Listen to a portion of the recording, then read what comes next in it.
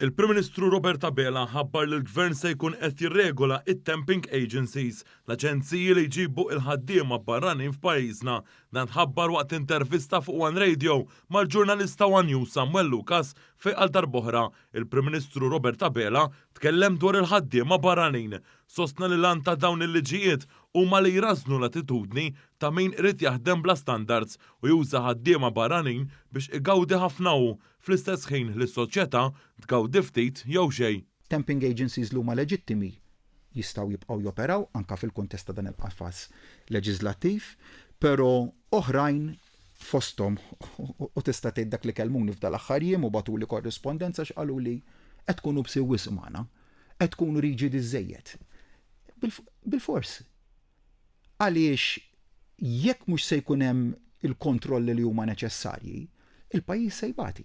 U jien irid pajjiż li jibqa' miex il-qudiem bis-saħħa kif imxejna f'dawn l-aħħar snin, u iva fejn hemm min qed jabbuża minn ċertu sistemi se nkunu jibsin u se nkunu riġidi. Il-Prim Ministru tkellem dwar Malta ġusta li fiċ-ċentru tagħha hemm il-ħaddiema Maltin u Għawċin.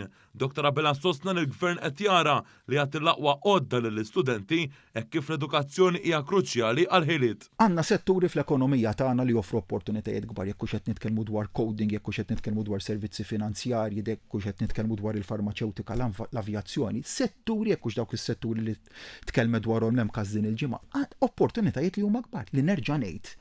Bit-tisħiħ tal-edukazzjoni tal-ħaddiema tagħna, bit-taħriġ tal-ħaddiema tagħna nara kemm nifilħu Maltin u Għawċin jaħtfu dak l-opportunitajiet imbagħad fejn is-suq tax-xogħol tagħna, il-labor market tagħna ma jkunx jista' joffri biżejjed riżors umana biex inħatfu dak l-opportunitajiet. Hemmhekk ukoll il-ħtieġa tal-ħaddiema barranin ġenwini.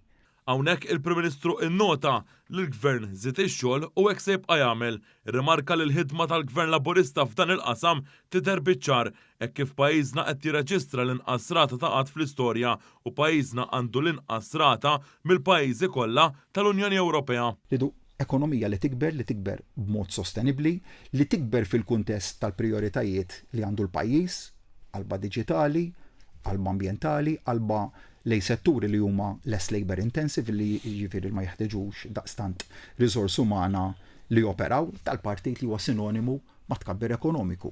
U huwa sinonimu ma' tkabbir ekonomiku li ssarra fi kwalità ta' ħajja aħjar għan-nies jekk hux bit-tisħiħ tas-servizzi tas-saħħa li tkellimna dwarhom aktar kmieni, it-tisħiħ tal-benefiċċji soċjali.